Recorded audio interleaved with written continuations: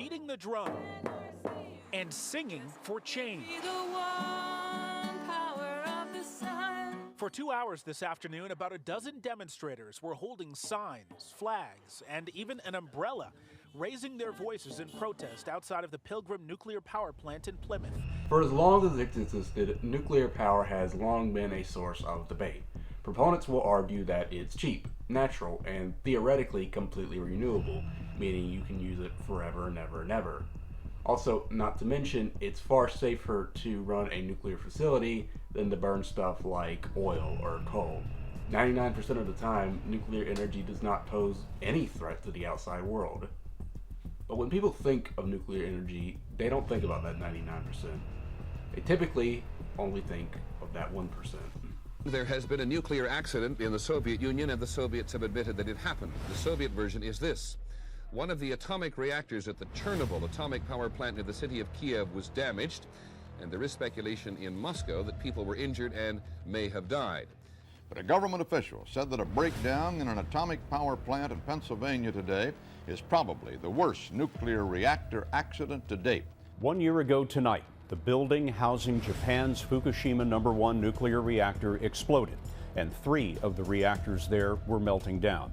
Nuclear disasters are scary. They can result in both immediate death and long-term effects for both the people and the area around the disaster. In fact, the city of Pripyat, which is in the Ukraine, where all the Chernobyl workers were housed, that's still considered a very excluded area. You cannot go in there, at least without special authority, for good reason. It's still very radioactive. However, it is always important to remember that no two incidents are alike. They can have wildly different starts and wildly different outcomes. For example, the event I'm going to talk about today is probably the strangest nuclear disaster I've ever heard of, at least here in the US. It resulted in 3 immediate deaths, but essentially nothing to the outside world after. And the thing is, the only thing more bizarre than the outcome of this event was the circumstances that led up to it. This is the story of the SL1 incident. At 9:01 o'clock on the night of January 3rd, 1961, the nation's first fatal accident from nuclear reactor operations occurred at the Atomic Energy Commission's National Reactor Testing Station, known as NRTS, about 40 miles from Idaho Falls, Idaho. The accident occurred in a prototype facility known as the Stationary Low Power Reactor Number 1, and referred to as the SL1. Just a heads up before we start, I got a new mic recently. Hope it sounds good. If it does, let me know. If it doesn't, let me know as well in the comments below. But before we get into the incident itself, I think it's best that we go over a little backstory first. See, in the late 1950s, mid to late 1950s, the US Army was getting really into building these nuclear power reactors. They would go to places like the Arctic and build these so-called test reactors. They wanted to see if they could survive in abnormal conditions, harsh conditions, so to say. These experiments would be called the borax experiments, and it's why a station like SL1 was built in the first place. These experiments would essentially build a blueprint for nuclear reactors, not just in the Arctic, but here in the States as well. In 1957, construction would begin on what would become SL1, and the reactor was officially operational on October 24th, 1958. The purpose of this reactor was to power radar sites used to spot incoming ICBMs during a nuclear war. It's also notable for being the first boiling water reactor. Pretty cool. One bright spot with this incident is that the reactor was located pretty far away from human civilization. It was 40 miles west of the town of Idaho Falls, meaning that if an incident were to occur and radiation was released into the air, it would be pretty easy to evacuate a group of people before the radiation got to a populated area. However, with what ended up happening, that really wouldn't be necessary. To fully understand what I'm about to talk about, you need to fully understand how a nuclear reactor works. Now, let me just go ahead and state this now. I am not a physicist, and I could possibly screw this up somehow. I'm sourcing this from 2 NASA documents, so hopefully I won't. But if I do, please let me know in the comments and make a correction to it.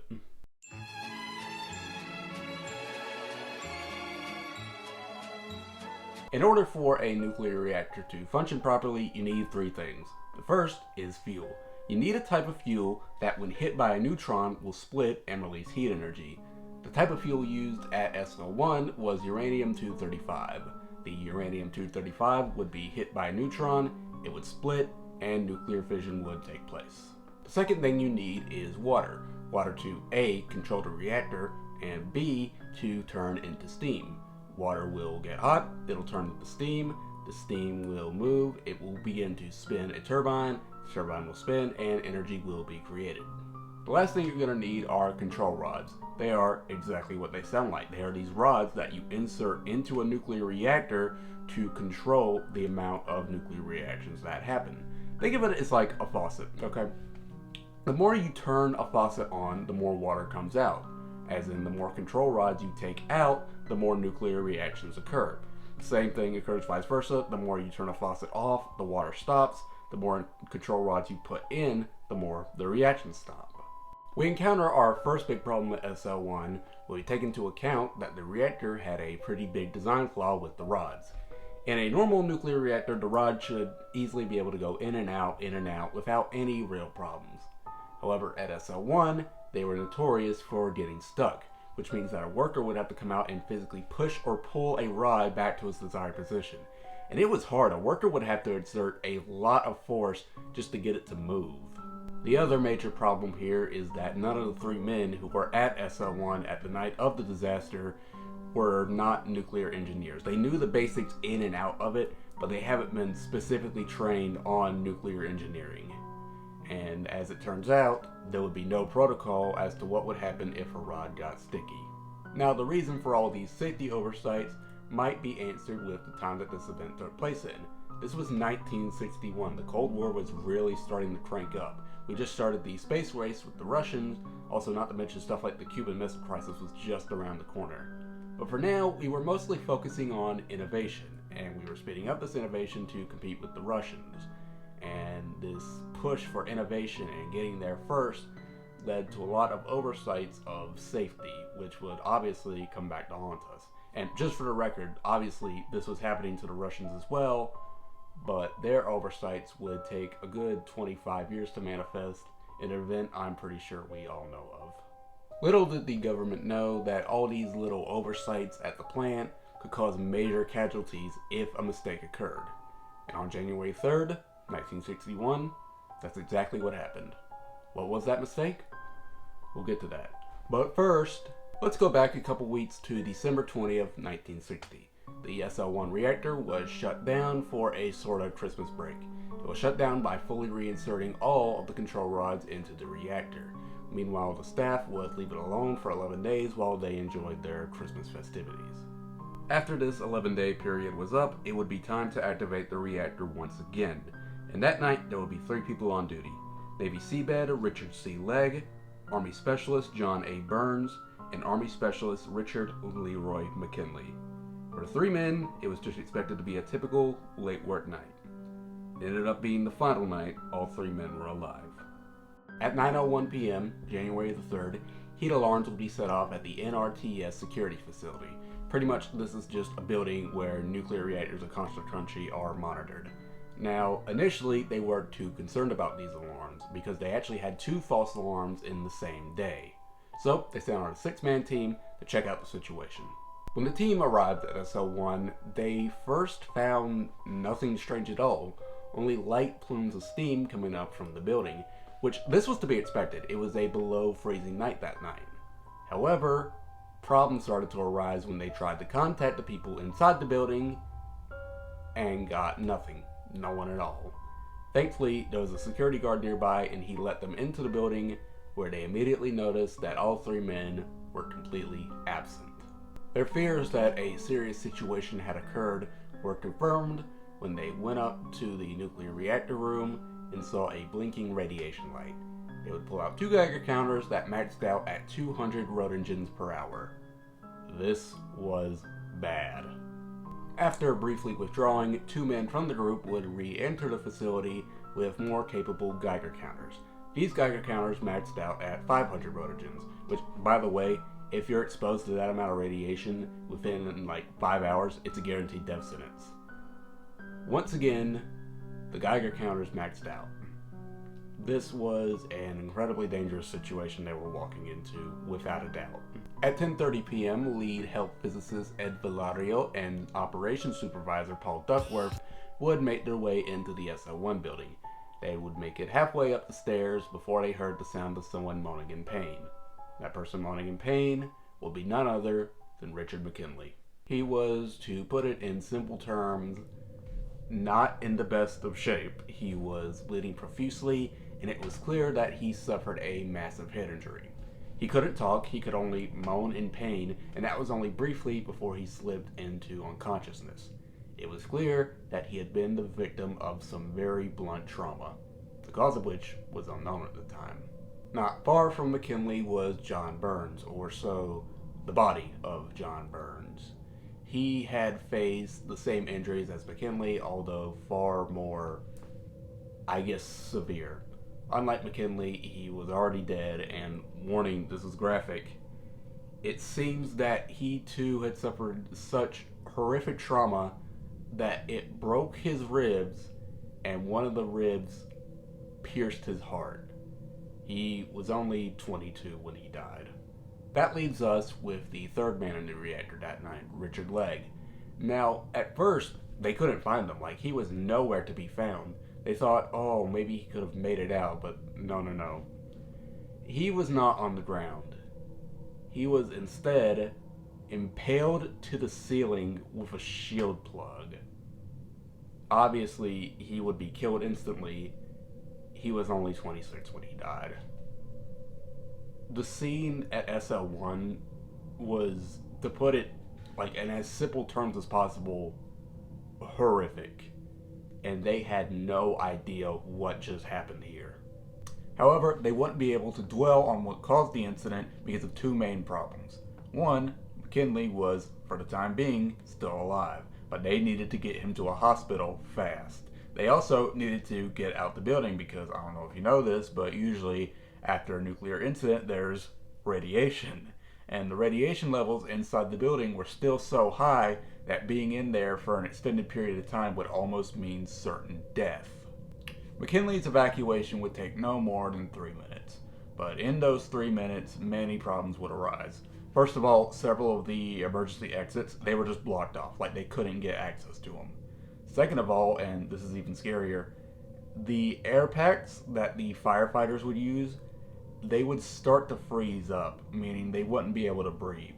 One of them eventually had to take their mask off, exposing them to contaminated air. However, in the meantime, the rescuers at SL1 now, problems would continue even after McKinley was out of the building.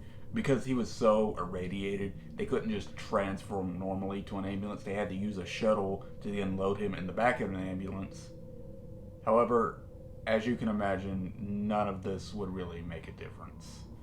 At 11:14 p.m., at the age of 27, William McKinley would be pronounced dead. It's believed that he possibly could have died sooner, almost as soon as he was loaded into that ambulance. Now, because of how irradiated McKinley's corpse was, they couldn't just take him straight to the hospital.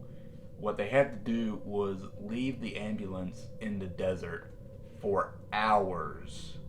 And in the meantime, they also needed to start the process of getting the other two bodies out of the building. However, this would be easier said than done. Up first was Burns, who was the other guy who was pronounced dead on the floor.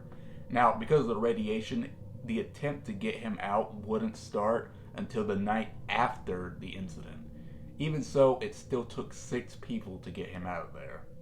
Once again, I can't emphasize how much radiation there was in the room. It was to a point that the people in charge of the retrievals did not want any workers in there for more than a minute. However, they came up with a plan. They would move in pairs. So, first of all, 2 workers would enter the room where the incident happened. They would take Burns and move him down to the control room. They would wrap Burns in a blanket, and then they would leave the reactor. And then another 2-man team would come in, and they would grab the wrapped up Burns by the corners of the blanket and then transfer him to an ambulance where he would be taken to a decontamination center. The final 2-man team would enter the reactor mostly to assess the condition of Legg. If you remember, he was the one who was impaled to the ceiling. They would gather information on him, and then they would start to devise a plan to get him out of there. Meanwhile, on January the 5th, a photographer would enter the plant on an assignment to document what all was going on in there. However, due to the radiation, he could only be in there for 30 seconds. Which, by the way, the radiation was, I think, 500 rads in there at the time, which is a fatal dose. And finally, after 4 days of planning, the retrieval of Leg would finally commence. If you'll remember, he was essentially impaled to the ceiling. So how are they going to get him out of there? Well, it went like this. 10 workers would enter the plant 2 at a time. They would only be in there for 65 seconds each. They had these long poles, which at the end had these sharp hooks, which they would use to essentially pull him to the ground. It sounds absolutely gruesome. Waiting for Leg on the ground was a stretcher not held by men, but by a crane. This big crane would take the stretcher out and then transfer it to an ambulance. 6 nights after all deaths occurred, on January 9th at 2:37 a.m., all 3 men would finally be out the building. But before Leg was even out, investigations and autopsies were already beginning. The question on everyone's mind being, what the hell just happened here? The research would go on for months, even going into 1962. However, most of the information would be published in an interim on May the 15th of 1961, and the final report would be published on July 27th, this final report being my main source for this video. I would go over the entire report, but that would make this video 4 hours long. Instead, I'm going to try to summarize the information as best I can. From the research gathered, it seemed that during the night of the incident, there would be this huge surge of energy all at once. Abnormally huge surge of energy. Now, a surge of energy this big would almost certainly damage the reactor and the people around them. But the question you're probably asking yourself is, what would cause this huge surge of energy? Well, remember how earlier in the video I told you guys about fuel rods and how essential they are to a reactor? Remember how I mentioned how they essentially control how powerful or how non-powerful a reaction in a reactor would be? Now, of course, SL1 would have these rods in spades. There were plenty of them. However, there's a major difference. In a modern reactor, the hundreds or thousands of rods essentially act as equals. However, at SL1, while a lot of them did act as equals, there was one rod that wasn't. It was the central rod, essentially a main control rod. And a problem with this main control rod is that it got stuck really easily. Now, the rod getting stuck isn't the main issue. It's the problems that arise with getting the rod out. So, after they all left on December the 20th, they went on a Christmas break. They come back around 2 weeks later. Go figure, the rod gets stuck. And so, they have to somehow manage to pull it out. And this is where all the trouble starts. It's from this point on that we'll start to have to make educated guesses about what exactly happened next. As to this day, a lot of it is still surrounded by myth, rumor, and speculation. But here's what we know for sure. In the minutes before the incident, the 3 men would gather around the central rod where they would begin the process of getting it out. Because of the autopsies performed, we have a pretty good idea of where they were at the time of the incident. It's generally agreed upon that Burns was the one pulling on the control rod. To the left of him, only mere inches away, was Leg, and to the right of him, about a foot or 2 away, give or take, was McKinley. No matter what Burns tried, he could not get the rod unstuck. Burns would give one last big pull, and he would cause an event that only lasted 7 milliseconds. First of all, as soon as he lifted it up, he lifted the rod by about 20 inches.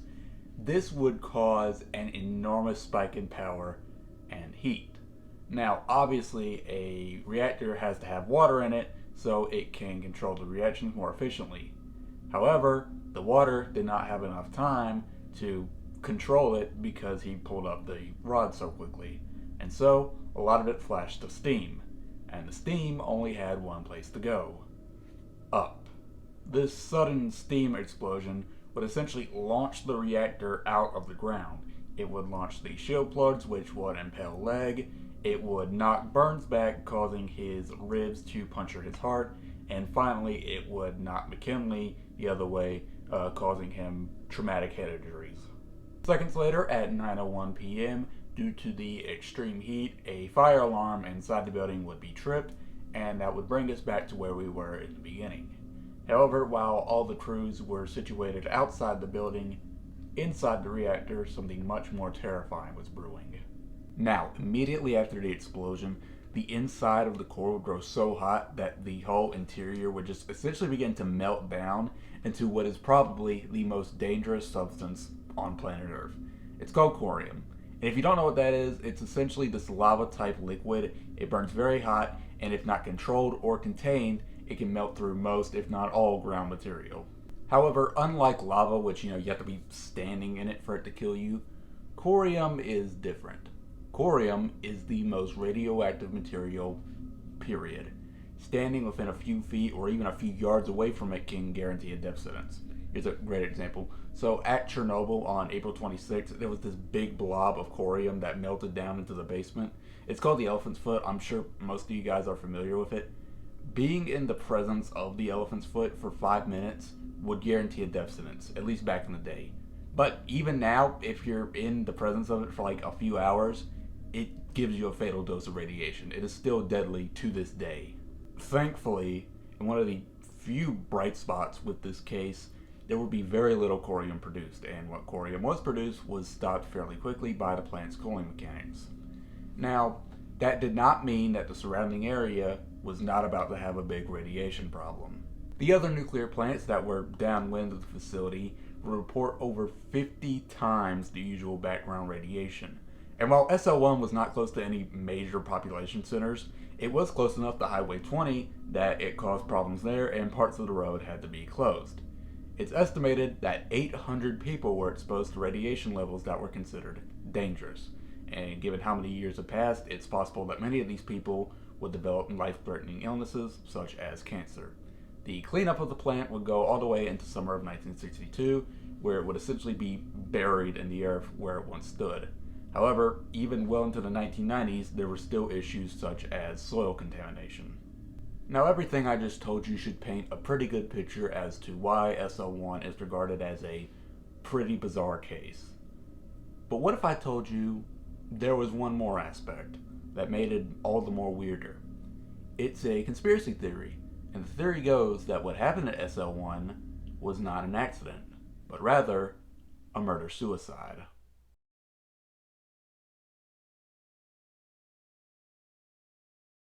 So, just to be straightforward, this is where the purely factual part of the video is going to end. We're going to start diving into some of the rumors and conspiracies surrounding the incident.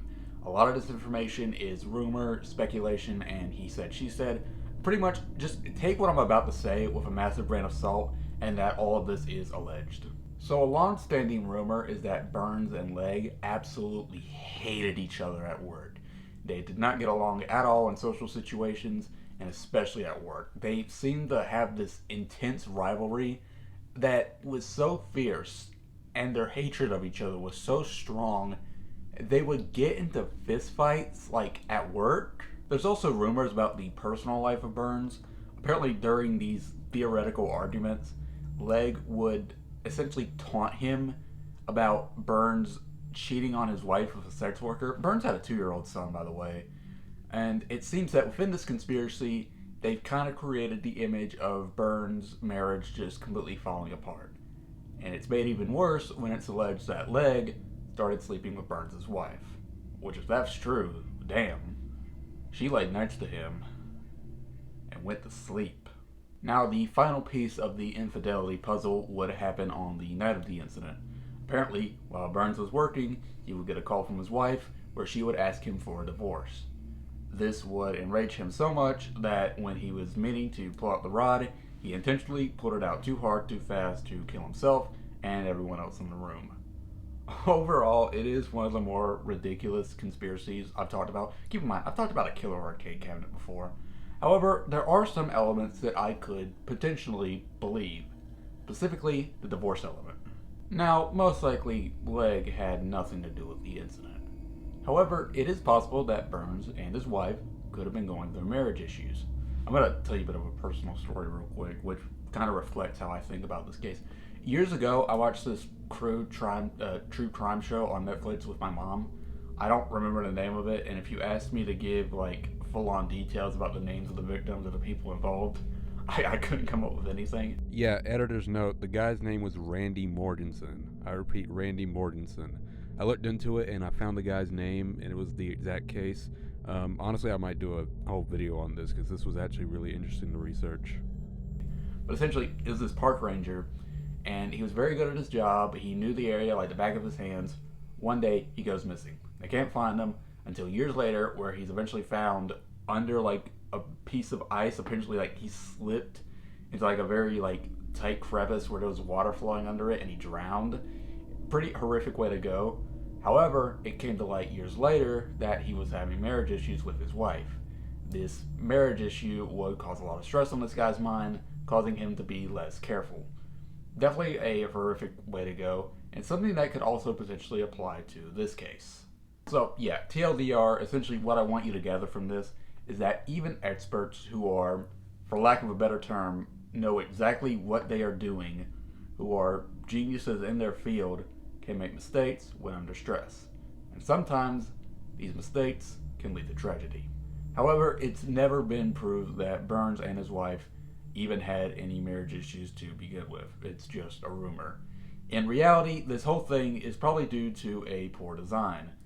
One main central control rod that gets stuck easily is not a good idea for a nuclear reactor, and it would be phased out in all reactors going forward. Actually, hold that thought. There's one more theory I want to tell you guys about, and it's by far the stupidest. Truth be told, I'm just throwing it in here for laughs and giggles. This has been a pretty dark video, so I might as well throw one funny bit in it. Okay, so hear me out. What if this whole incident that got 3 people killed, how many more sick, was all because of a dude getting pinched in the butt? So, goosing is the act of sneaking up on someone and pinching their buttocks as a prank. Now, I looked this up on Urban Dictionary. That definition was there. There were also a lot of other definitions, which I can't talk about, believe it or not. I do try to keep this channel PG rated, even though I'm talking about 3 people dying horrifically. Just forget I said anything. Goosing, you pinch someone on the butt as a prank. So, why in the world am I even talking about this? Well, it's alleged that Legg was a little bit of a prankster in and around the plant. And he would allegedly pull pranks such as turning off one of the key fans, which tripped alarms and could have caused a breakdown. He did that as a prank, allegedly. Now, supposedly, one of Legg's most infamous pranks was pinching on the butt. Apparently, while Burns began to lift up the rod, he would pinch him on the butt, he would lift it up too far, too fast, killing everyone and himself in the room. So, here's the even crazier part. You might think that this is just some stupid theory cooked up by a guy who was on Reddit smoking pot all night. The thing is, the government actually kind of considered it. I'm saying this with air quotes because it's something we'll get to in a minute. So, apparently at this replica of SL1 not too long after the accident, volunteers would come down and they would attempt to pull the rod the same way Burns did for research purposes. However, unbeknownst to them, a government official would be right behind them to pinch them in the butt to see if they pulled the rod out the same way. Which, if that's true, there was a government-sanctioned experiment in which the government were pinching people on the ass. It's not funny. It's not funny. Okay, maybe it's a little funny. During the test, none of the volunteers would be able to recreate what happened at SL1, and so the goosing theory was ruled out. There is one more conspiracy I want to tell you guys about before moving on, and unlike the others, this one's a little more believable. Throughout the years since, there have been theories and rumors that the 2 conspiracies I just talked about were created by the Atomic Commission themselves as a form of cover-up. Tammy Thatcher was a safety analysis at INL, the same people who built SL1, and she would state, quote, "It was all absolutely a cover-up. You never heard from the AEC that the rod was stuck and the guys had to maybe lift something that was stuck. To this day, the INL will say it was a crazy man who lifted the rod too high. Thatcher was not the only one who shared this sentiment. William McCown, who wrote the book Idaho Falls, The Untold Story of America's First Nuclear Accident, would state in an interview with the New York Post, quote, "The Atomic Energy Commission guys were covering their asses. They didn't want their nuclear program impunged. I don't think they believed much, if anything, they wrote about them. But what they said pissed off a lot of the old nuke guys. They felt these men were doing work on a crappily built reactor and lost their lives because of it. And then they would get hit with the shitty legacy made up by the bosses." It seems that, unfortunately, the government would succeed in what is seemingly this blame-shifting game towards the employees at the plant that day. And it seems that they have somehow managed to implant this idea of this rumor that has never had any shred of evidence to accompany it. The point I want to make is that this disaster was not caused by a love triangle, it wasn't caused by a rivalry, and it wasn't caused by, someone getting pinched in the butt. It was caused from poor, faulty design, as is all other nuclear disasters. Okay, enough yapping about, conspiracy theories and people getting pinched on butts.